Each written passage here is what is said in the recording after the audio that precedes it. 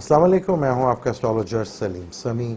آج پھر ہم اسی ٹاپک پہ بات کریں گے جس کا آپ کو بھی تھا انتظار اور مجھے بھی اس کی بنانے کی جلدی تھی۔ آج ہم پھر بات کریں گے غزوہ ہند کے اوپر۔ بات میں نے غزوہ ہند کی تھی، لیکن سوال آپ سے پوچھا تھا حضرت نوح کے بارے میں۔ غزوہ ہند اور حضرت نوح کا ذکر آپس میں کیا ریلیشن شپ رکھتے ہیں، اس کے اوپر کرتے ہیں بات۔ آج حضرت نوح کے اوپر بات کرتے ہیں کہ حضرت نوح وہ کون سی سرزمین پہ آئے تھے اور کشتی کس مقام سے چلی تھی۔ اور قرآن نے مارے فلکیات کے اوپر حضرت نوح کی قوم سے بات ہوئی اور میرے پیارے نبی حضرت محمد صلی اللہ علیہ وسلم کی قوم کے متعلق بات ہوئی، کیونکہ بعد میں جتنا کام میرے پیارے نبی حضرت محمد صلی اللہ علیہ وسلم کی امت نے اس فیلڈ میں کام تیزی سے آگے بڑھا، اور حضرت نوح کی قوم اس وقت جانتی تھی اس فیلڈ کو، یہ دونوں بھی کہ کامن چیز ہے۔ اور حضرت نوح کی قوم کے بھی دیوتاؤں کا نام قرآن میں آئے، اور حضور پاک صلی اللہ علیہ وسلم کے دور میں بھی جو دیوتا تھے عرب میں ان کے نام آئے، باقی اور کسی قوم کے یا نبی کی قوم کے نہیں آئے، اور نہ ہی کسی نبی کی قوم میں مارے فلکیات کے اوپر بات ہوئی حضرت نوح کی قوم اور حضور پاک صلی اللہ علیہ وسلم کی قوم کے متعلق۔ کشتی کس مقام سے چلی؟ انڈیا کا وہ جگہ ہے کیرلا، وہاں سے تنور جگہ ہے جس میں قرآن کا نام دیا ہے، وہاں سے کشتی چلی حضرت نوح کی۔ اور ہسٹری یہ بھی بتاتی ہے کہ جب مسلمان پہلی دفعہ بزنس تجارت کے لیے آئے تھے انڈیا ہے بھارت میں، تو وہ جگہ بھی کیرلا کی مولاپور ہی تھی۔ اور جب مسلمان پہلی دفعہ ہندوستان میں بزنس کے لیے آئے تھے، اور مسلمانوں کی پہلی مسجد بھی وہیں بنی تھی جہاں سے کشتی چلی تھی۔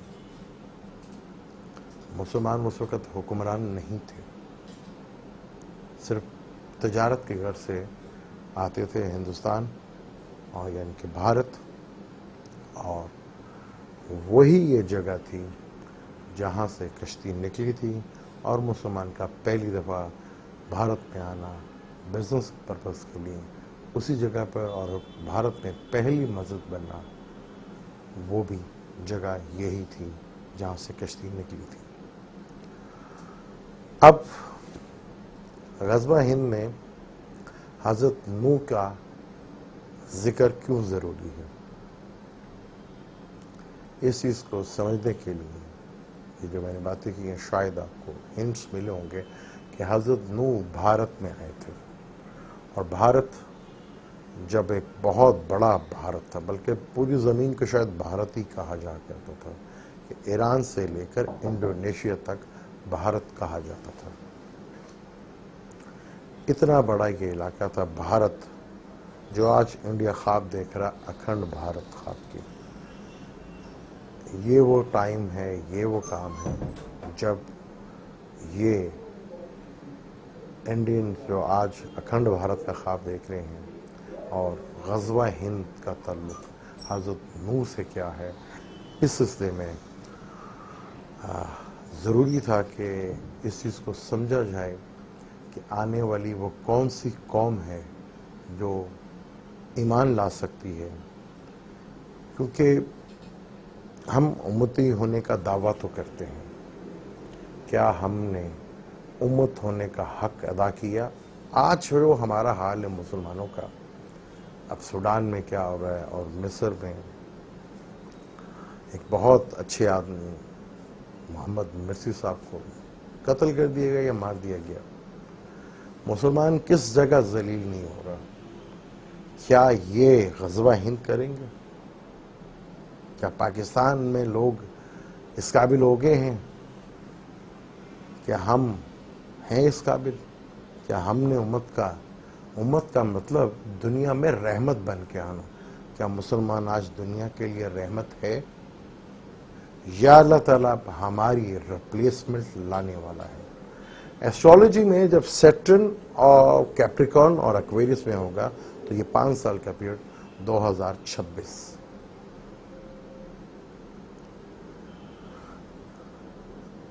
ایک حدیث بھی ہے ابو داؤد کی کہ حضور پاک صلی اللہ علیہ وسلم نے کہا کہ کیا میری امت اتنی بھی حقیر تو نہیں ہو جائے گی اللہ کی نظر میں کہ آدھے دن کی مہلت نہ ملے. اللہ تعالیٰ کا آدھا دن 500 سال ہوتا ہے، اور مہلت جب ملتی ہے جب آپ کو سزا ملتی ہے. کیا ہم ابھی بھی اپنے آپ کو پہچان سکیں گے؟ کیا ہم رب سے معافی مانگ سکیں گے؟ کیا ہم امت ہونے کا حق ادا کر سکیں گے؟ ٹائم ابھی بھی ہے، زیادہ دور نہیں ہے، یہ 5 سے 6 سال کی بات ہے.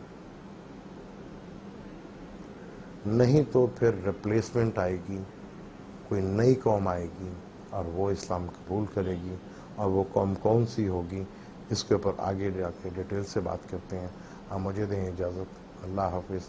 لیکن جانے سے پہلے اگر ابھی تک آپ نے میرے چینل کو سبسکرائب نہیں کیا تو پلیز اسے سبسکرائب کر لیجیے گا اور بیل کے بٹن کو ضرور دبائیے گا.